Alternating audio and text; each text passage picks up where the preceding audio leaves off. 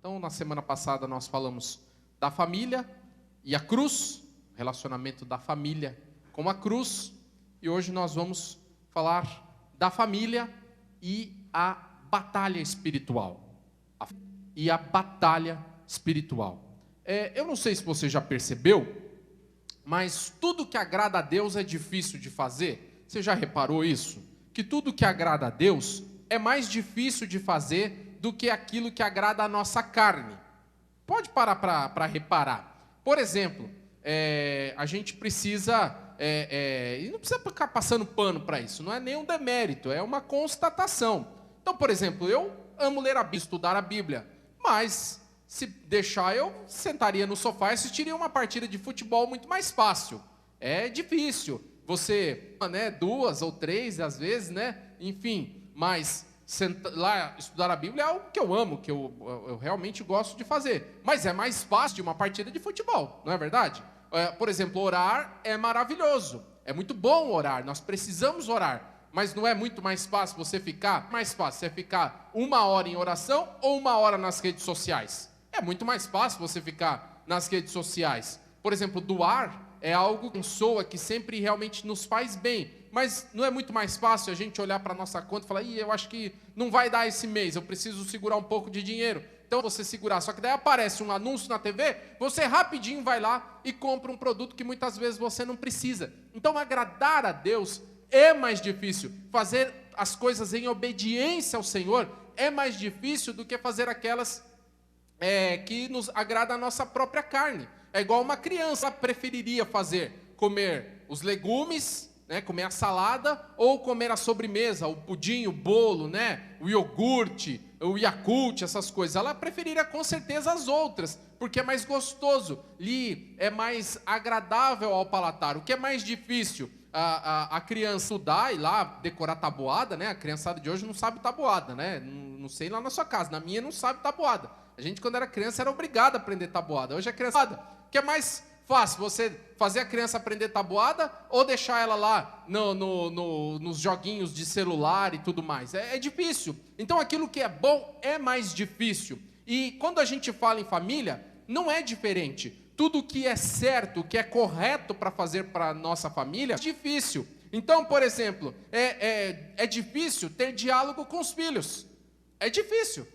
Fala a verdade, que não é difícil. Você às vezes tem que chamar o filho e ter uma conversa, uma explicação, abrir. É difícil. É mais fácil você pegar e deixá-lo lá nos joguinhos do celular o dia inteiro. É difícil você educar. É mais fácil você delegar, colocar lá, dar o tablet na mão da criança e deixá-la lá a tarde inteira. É mais difícil. Por exemplo, é difícil cuidar do cônjuge. É difícil, quando você olha ele ou ela bicudo, é difícil você chegar lá e tentar um diálogo. É mais fácil você falar assim: isso aí não é nada, ou esse aí não me entende, nada, não sabe de nada. É mais fácil você fazer algo que agrada a sua própria carne. Então, por exemplo, é difícil manter o casamento. É difícil, não é fácil. É fácil se divorciar. Teve um problema, vai lá e se divorcia, simples assim. É muito mais fácil não enfrentar os problemas, trocar de marido, de esposa, é mais fácil. Então, quando a gente olha para tudo isso, é porque realmente mostra que a família é um projeto de Deus. Cuidar é uma incumbência que Deus delegou para mim e para você. Deus nos colocou esta ordem, nos colocou este mandato, termos uma família e de cuidarmos dessa família. Então, meus irmãos, quando Deus cria o homem e a mulher, Ele cria a célula da sociedade, que é a família. E falou: cuide da sua família, é ela que vai formar a sociedade num geral. Então, cuidar da família é fazer algo que agrada a Deus. Então, quando a gente fala de cuidar da família, nós não estamos falando de algo apenas social, nós não estamos falando apenas de algo nós estamos falando também de algo espiritual. Cuidar da família, muito mais do que uma ordem social, é uma espiritual de Deus. Deus nos deu a família e nós temos a responsabilidade de cuidar dela. E isso é algo espiritual. Não é simplesmente algo humano, é algo divino, é algo que Deus compartilhou conosco e nós temos que fazer algo com relação. Ser negligente ou ser omisso com relação à família é você estar perdendo essa batalha espiritual. É nesse sentido que pensar um pouco. Então, quando você pende para um lado ou você pende para o outro, na verdade você está numa batalha espiritual. Cuidar da família, batalha espiritual. Aí eu tenho certeza que tem irmão, Henrique, que já vai falar assim: esse pastor Rafael nunca me enganou. Sempre achei ele meio pentecostal. Sempre achei ele pentecostal. Aí agora ele vai falar de batalha espiritual na família. Daqui a pouco ele vai falar aí as castas, as potestades e tudo mais. Calma aí, meu irmão. Batalha espiritual não é coisa de pentecostal. Batalha espiritual é coisa da Bíblia.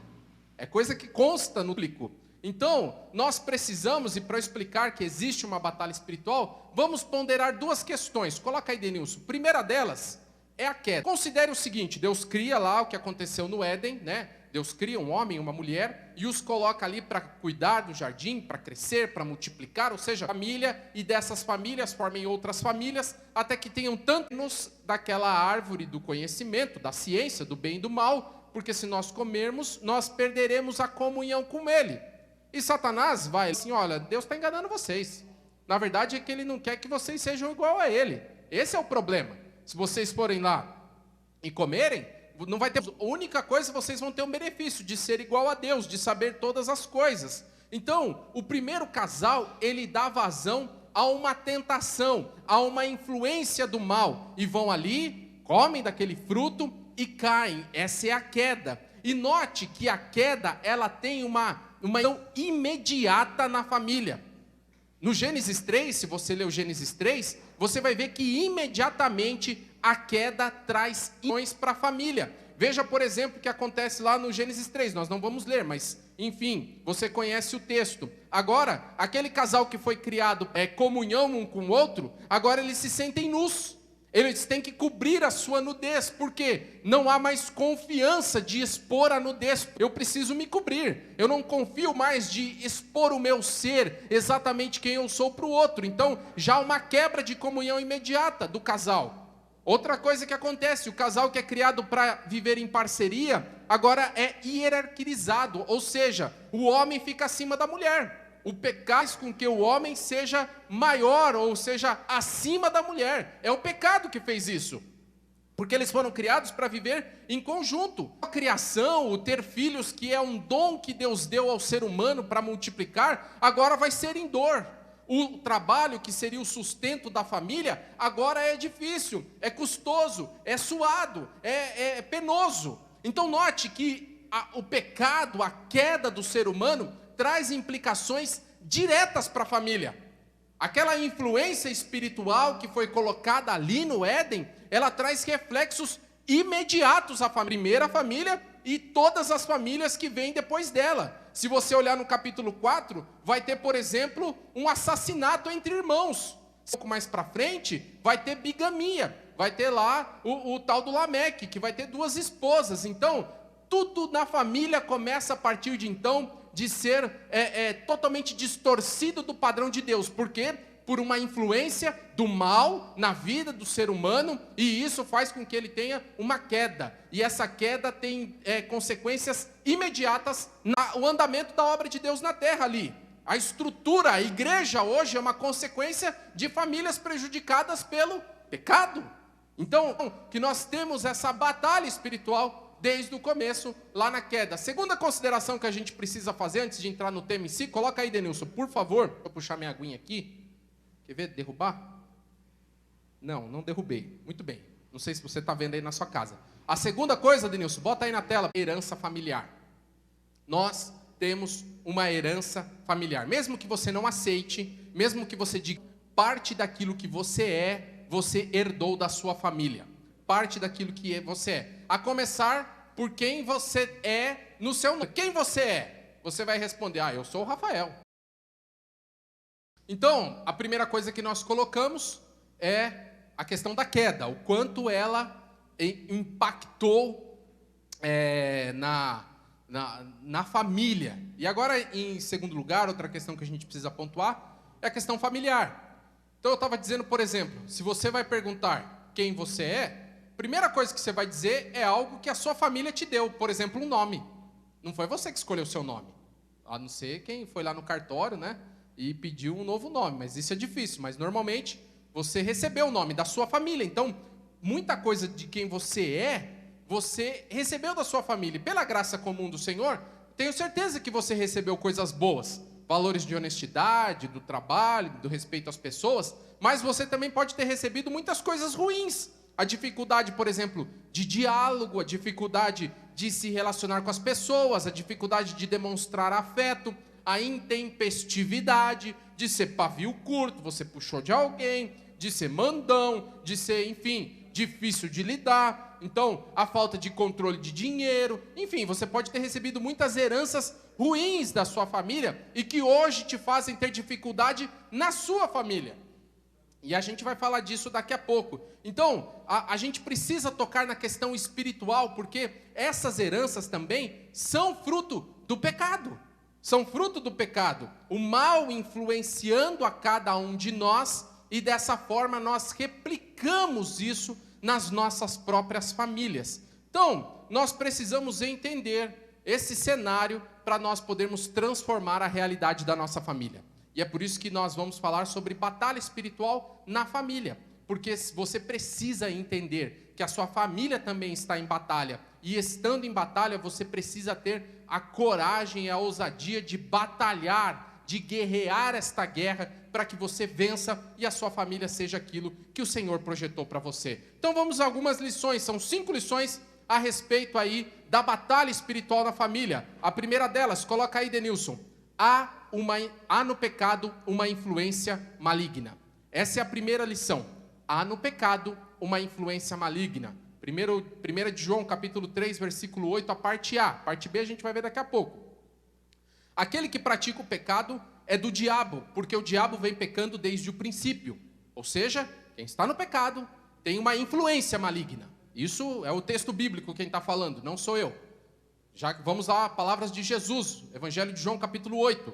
Vocês pertencem ao pai de vocês, o diabo, e querem realizar o desejo dele. Ele foi homicida desde o princípio e não se apegou à verdade, pois não há verdade nele. Quando mente, fala a sua própria língua, pois é mentiroso e pai da mentira. No entanto, vocês não creem em mim, porque eu lhes digo a verdade. Então, veja que no pecado há uma influência maligna. Aí tem gente que já está se contorcendo lá no sofá. Meu Deus, onde o pastor Rafael está querendo chegar com tudo isso? O problema, sabe qual que é? É que o meio evangélico brasileiro vive de trincheiras, de extremos.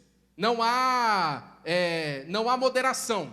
Então, todos os assuntos são tratados pelos extremos. Então, por exemplo, ou você tem um culto ao som do piano e diz que só o piano é santo, ou alguns instrumentos são santos, ou você tem um culto que é tão barulhento que você não consegue entender nada. É sempre os extremos. Ou você crê que há todos os dons espirituais e tudo que você tem é dom espiritual, ou você crê nada, que não tem mais dom espiritual nenhum, vai para os extremos. Ou você crê na obra salvadora, que depende só do homem e de ninguém mais, e é só o homem que faz essa obra salvadora quando aceita Jesus, ou vem outros e dizem que é só Deus na história e que o homem é uma marionete na mão de Deus, sempre para os extremos. E para essa questão espiritual é a mesma coisa. Pessoas que vão lá e dizem o seguinte: tudo é espiritual. Tudo que acontece é diabo ou é o demônio, e aí quando eu vou escolher o shampoo no mercado, eu preciso orar e Deus tem que me revelar qual que é o shampoo. Tudo é espiritual. Lembro uma vez um amigo meu, que ele teve um acidente feio de carro, capotou o carro numa rodovia super perigosa, e aí com aquele capotamento veio o resgate e tudo mais, tirou do meio lá do ferro contorcido do carro, levou para o hospital, e aí o médico chegou para ele e falou: rapaz, isso é um milagre. Porque você teve um acidente desse e a única coisa que você vai ter é uma cicatriz aí na testa. Ele contando para nós, ele falou: na hora eu falei, determinei que não aceitava aquela sentença do demônio na minha vida. Aquela cicatriz não era de Deus, era do demônio. Eu fiquei imaginando a cara do médico para ele, né? Dizendo assim: meu Deus, só falei que vai ter a cicatriz, em vez de ele achar bom, ele acha ruim. Então, são os extremos. E o outro extremo é que nada tem espiritual, é quase um saduceu na Bíblia, né? O saduceu não acreditava em nada sobrenatural. Não tem nada sobrenatural, tudo tem uma explicação. Aí você fala assim: o pastor Rafael está quase virando um RR agora, vai querer falar do demônio, não sei o quê. Não é nada disso, meu irmão. A gente não pode viver nessas trincheiras extremistas, de achar que tudo é influência do mal, mas ou achar que nada tem influência do mal. Essa é a questão. Então, sim, é o texto bíblico que me diz que há sim influência do mal, no pecado, em tudo de mal que nós fazemos, existe uma influência do mal, do inimigo, das nossas almas. Então, a gente não pode negar que erros que a gente comete e pecados que a gente carrega na nossa família e que a gente tem dentro da nossa casa, são sim influências do mal na nossa vida. São pecados que a gente carrega e que são influenciados de alguma forma pelo inimigo das nossas almas. Então, por exemplo, vícios de todos os tipos, todo vício tem por trás um pecado. E o pecado, há influência do mal nele. O egoísmo, o desamor, a frieza, a indiferença, enfim, todos eles que prejudicam a nossa família, de alguma forma, têm uma influência do mal. Então, para você vencer essa batalha, a primeira coisa que você precisa entender é que ela existe. Que ela existe, e ela existe dentro da sua casa. Que ela existe e ela quer influenciar a sua família. E quando você se deixa levar pelo pecado, por ações pecaminosas, você está deixando o mal vencer nessa batalha, dentro da sua própria casa. Segunda lição que a gente aprende aqui, que essa influência é escravizadora. A influência do pecado é escravizadora. Está aí João 8,34, Jesus respondeu: digo-lhes a verdade, todo aquele que vive pecando é escravo do pecado. Palavras de Jesus. 2 Coríntios capítulo 4, versículo 4, Deus desta era cegou o entendimento dos descrentes, para que não vejam a luz do evangelho da glória de Cristo, que é a imagem de Deus. Então, tem mais um, 2 Coríntios 4, 4. Então, são aquelas atitudes e formas de viver que parece que são tão nossas, fazem tanto parte do nosso ser, que a gente acaba se acostumando. Isso é uma influência escravizadora do pecado na sua vida, dentro da sua família. Alguns deles que a gente aprende dentro de casa, a gente até se orgulha. Eu sou esquentado porque eu puxei o meu pai. Meu pai é assim, eu também sou. Na minha família todo mundo é assim. Todo mundo é esquentadinho. Você se orgulha disso. Você está cego. É isso que o texto bíblico está falando. Você está cego. O seu entendimento está cego para entender que isso é um pecado e que esse pecado tem uma influência maligna e que essa influência maligna te escravizou a tal ponto que você já se acostumou com ela. E aí você não consegue se relacionar, você tem problemas dentro da sua casa e você acha que está tudo bem. Você acha que está tudo normal. Não, não está normal, porque essa influência é escravizadora e cega o ser humano. Então, a gente às vezes acostuma com tudo isso. Por exemplo, nos aconselhamentos pré-nupciais, eu sempre bato na tecla da gente, eu falei isso semana passada, né? Em breve aqui, teremos mais aconselhamentos pré-nupciais, receba aqui os jovens, vai recebendo aí, né? O André já me procurou, então já estou devendo já um aconselhamento para ele. Agora o Alex, em nome de Jesus, amém, nós todos, né? Felipe, pela fé, irmão, receba aí, né? Manu, pela fé, receba. Denilson, também, receba. No aconselhamento pré-nupcial, normalmente, eu uso a questão familiar. A gente explora muito a questão familiar para mostrar para as pessoas que elas têm heranças, que elas recebem da família e tendem a replicar dentro de casa. Aí você deve estar se contorcendo, aqueles batistão das antigas, Henrique, está se contorcendo, dizendo: o pastor está por um pé para falar de maldição hereditária. Está por um pé para ele falar que tem maldição hereditária. Meu irmão, eu vou abrir um parênteses. Maldição hereditária é uma heresia que existe, que diz que demônios passam de geração para geração dentro das casas, dentro das famílias. Então, o demônio, você tem que descobrir qual que é esse demônio, em que geração ele entrou na sua família, qual que é o nome dele, para você poder expulsar esse demônio da sua família e ser liberto. Tem até seminário de quebra de maldição para isso, né? Então a pessoa, não é nada disso que eu estou falando. Não é nada disso que eu estou falando. Absolutamente nada. Não é de maldição hereditária. Não é maldição hereditária. Por favor, coloca na sua cabeça até o final da mensagem. Você vai entender que não é disso que eu estou falando. Isso é uma heresia. Não funciona para nós, ok? O que eu estou dizendo aqui são as influências pecaminosas que nós recebemos dentro da nossa família. Nós assimilamos e achamos que aquilo é normal. Então, por exemplo, um filho que vê o pai chegando bêbado, batendo na mãe, ele acha que a violência é um meio de comunicação dentro de casa. Ele vai replicar isso. Aquele filho que nunca recebeu um diálogo com o pai, nunca teve uma conversa com o pai, e agora ele replica isso dentro da família dele. Ele não consegue conversar com o filho. Ele tem algo que o trava para poder conversar com o filho, ter um diálogo com o filho. É disso que eu estou falando. É o homem que foi criado como se a mulher fosse uma posse dele. E aí ele tem a esposa ou a namorada e acha que é a mesma coisa. Isso é uma influência do mal. É ou não é? Vocês viram essa semana aí, eu tenho assistido muito pouco jornal, mas o pouco que eu vi, falando da Miss lá do Amazonas, que foi assassinada pelo namorado. Teve uma outra também que foi assassinada pelo namorado. Ah, se você não vai ficar comigo, você não vai ficar com ninguém. Isso é uma influência do mal. Esse camarada aprendeu, de alguma forma, provavelmente dentro de casa, que ele tem a honra e que a mulher é dele, e ele é uma posse e que ele não pode abrir mão. Isso é algo demoníaco, meu irmão. É algo que a gente não pode aceitar, é disso que eu estou falando. É essa assimilação que nós temos dos pecados e a gente acha que é normal. Essa influência é escravizadora. E às vezes você passa isso para frente de forma consciente e às vezes não é consciente, inconsciente, mas você está replicando porque isso te cegou, porque isso te escravizou a tal ponto que você já nem consegue mais perceber. Quer ver uma briga? Quer ver um negócio que dá briga de casal? Briga feia? É você chegar para o marido ou para a esposa e falar assim: você é igualzinho a sua mãe, você é igualzinho o seu pai, você é igualzinho os seus irmãos, seus irmãos é tudo igual. Isso dá uma briga lascada. Por quê?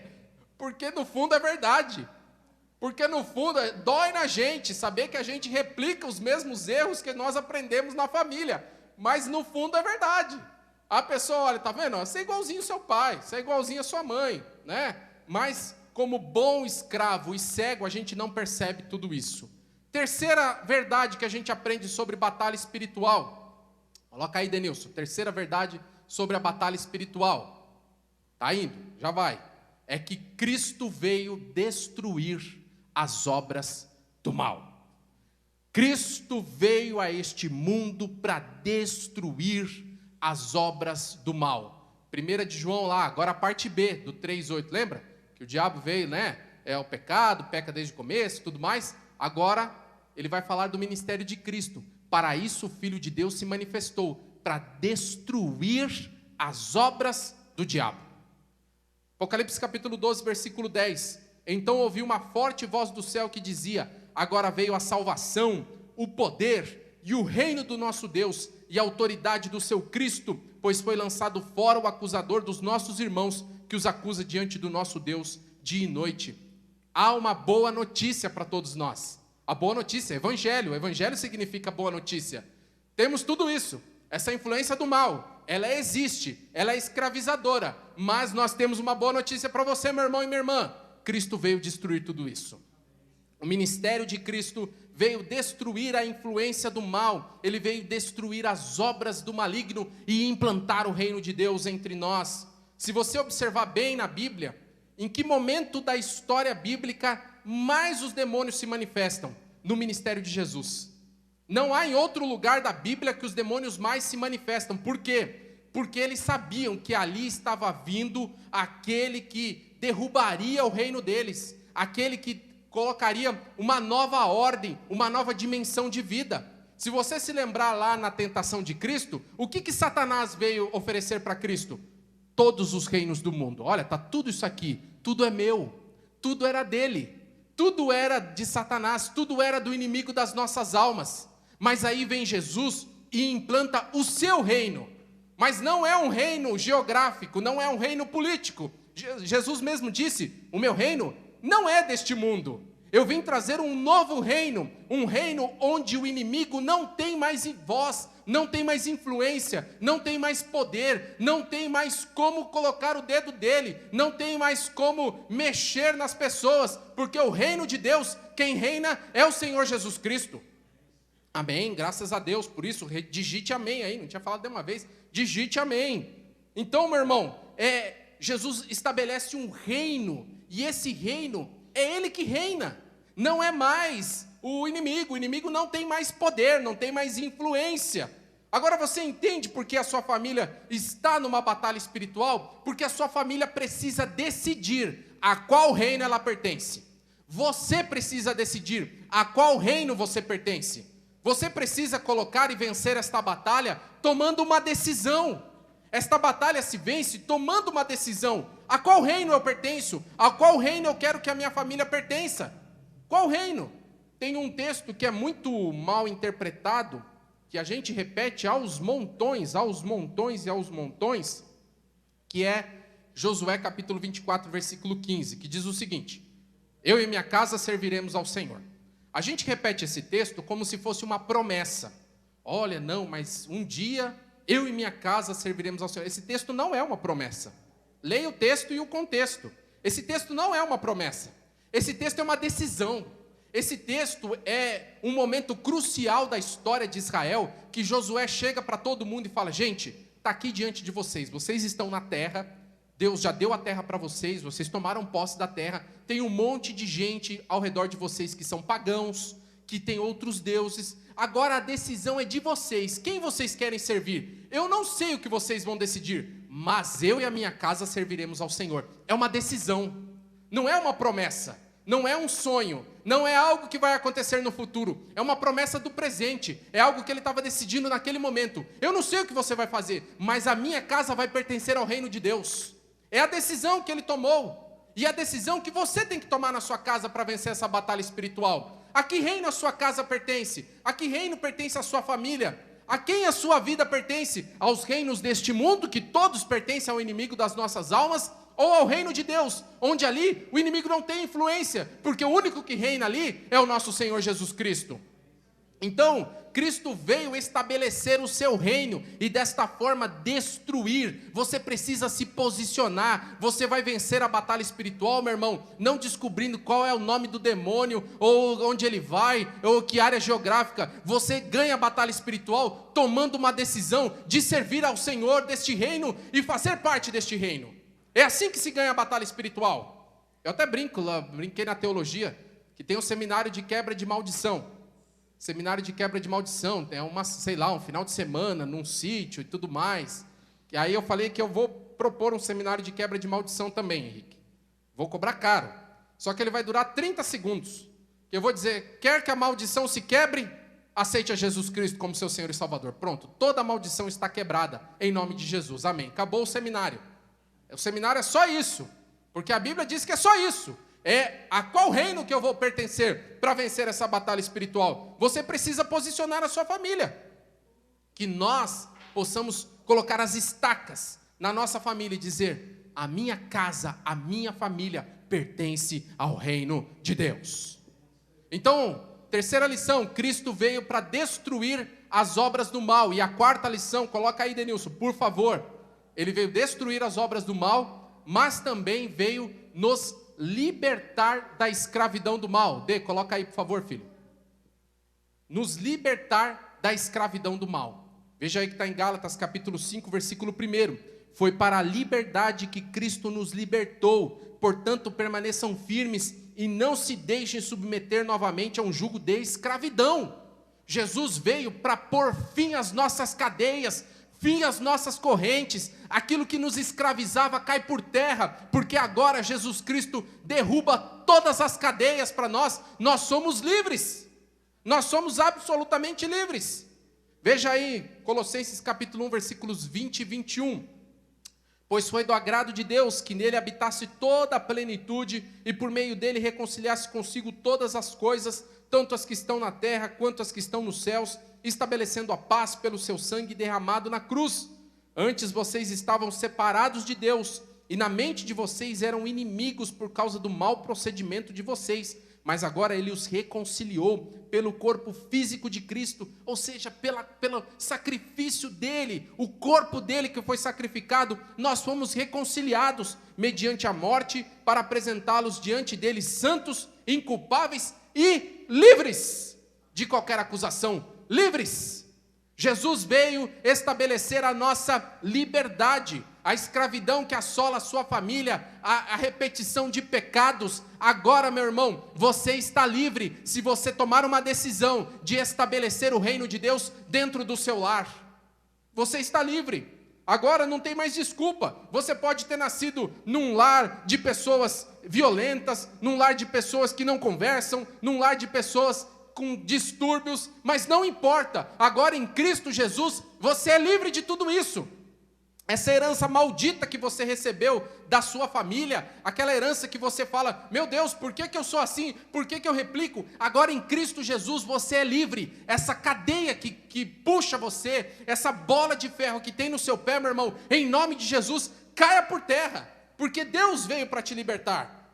Então não aceite as coisas ruins da sua família, porque sempre foram assim. Liberte-se da escravidão do mal. Vença essa batalha espiritual. Então, meus irmãos, se a coisa está ruim dentro da sua casa, você precisa colocar as estacas do reino de Deus, você precisa entrar em oração na presença do Senhor, você precisa jejuar pela sua família, você precisa colocar ali a sua família de uma forma que todos entendam que você é uma luz no meio daquele povo e toda a família pertence ao Senhor. Cultue ao Senhor dentro da sua casa, louve ao Senhor, faça da sua casa, meu irmão, uma embaixada do reino de Deus, e sendo uma embaixada do reino de Deus, meu irmão, o maligno não tem poder sobre vocês, vocês venceram a batalha espiritual.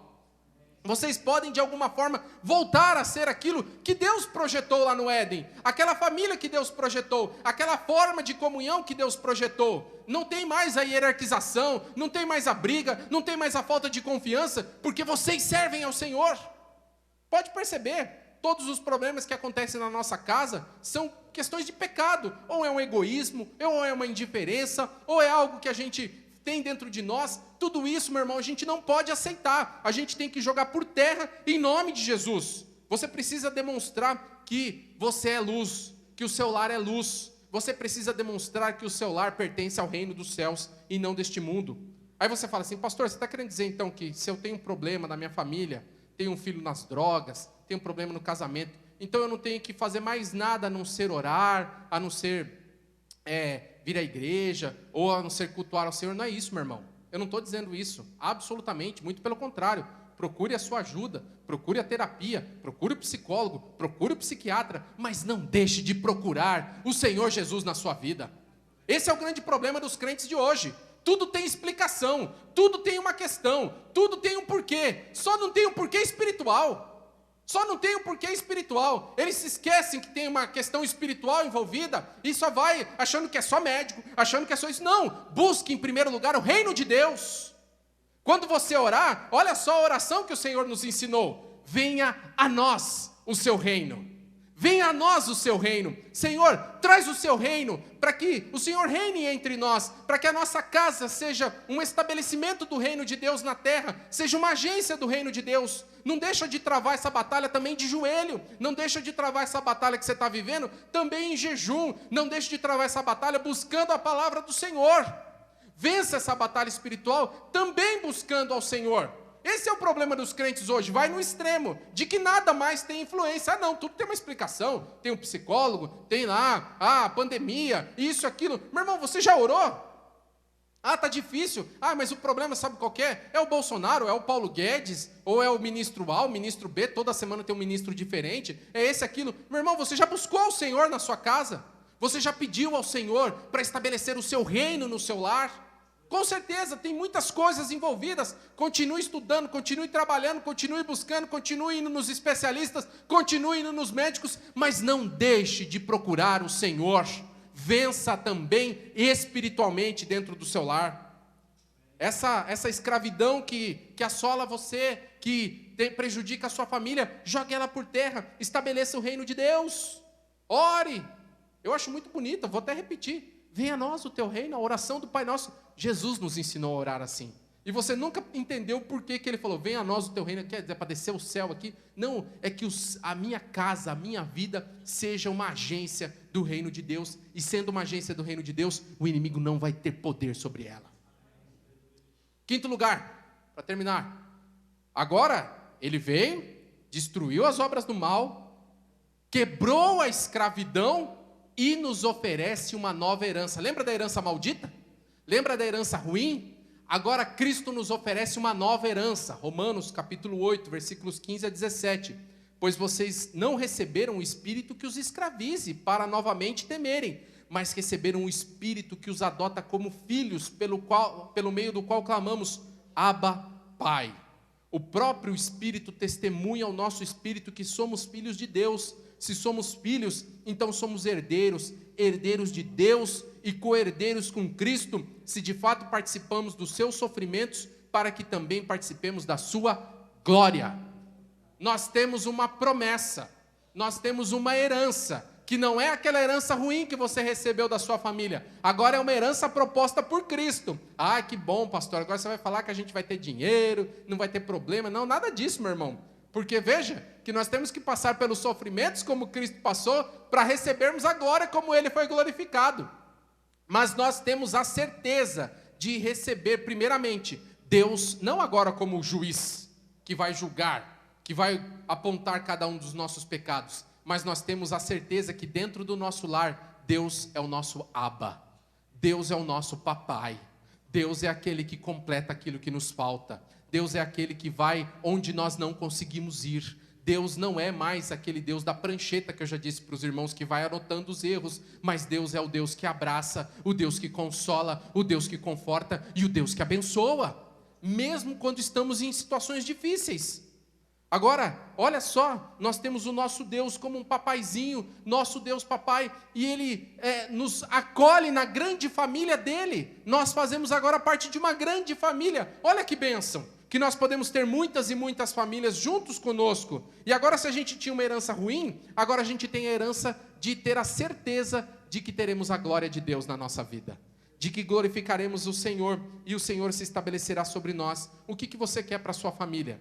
A herança genética, a herança social que você recebeu, a herança educacional, a herança, enfim, que você recebeu ao longo da vida da sua família e que te prejudica até hoje? Ou você quer receber a herança do reino de Deus na sua vida e participar também dos sofrimentos, mas da glorificação do nosso Senhor e a promessa de termos um Deus como um papai?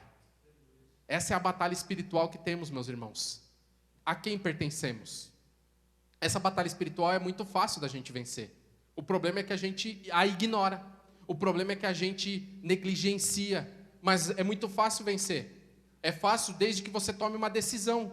Que, primeiramente, entender que muitos dos problemas da sua família são problemas de influência do mal na sua casa. São problemas que você recebeu de pecados como herança, por assimilação, e você replica tudo isso dentro da sua casa, e você tem dificuldades como pai, como mãe, como filho, como irmão, como esposo, como esposa, você tem essas dificuldades, mas agora em Cristo Jesus, você, através do sangue dele derramado naquela cruz, através do sacrifício que ele colocou naquela cruz, o corpo dele padecendo, o sangue dele se esvaindo gota a gota, nós podemos ter a certeza de que a nossa família pode viver num outro reino, numa outra realidade, não mais sobre a influência do mal ou recebendo a herança do mal, mas agora sobre a influência de Deus e recebendo as heranças do Senhor. Qual reino a sua família quer pertencer? Vença essa batalha espiritual. Vença essa batalha espiritual na sua casa a partir de hoje. A partir de hoje, em nome de Jesus, estabeleça o reino de Deus no seu lar e vença a batalha espiritual que quer derrubar a sua família, a minha e a de todas as pessoas. Em nome de Jesus, que as nossas famílias sejam vitoriosas nisso, porque estabeleceremos o reino de Deus em cada um dos nossos lares. Em nome de Jesus.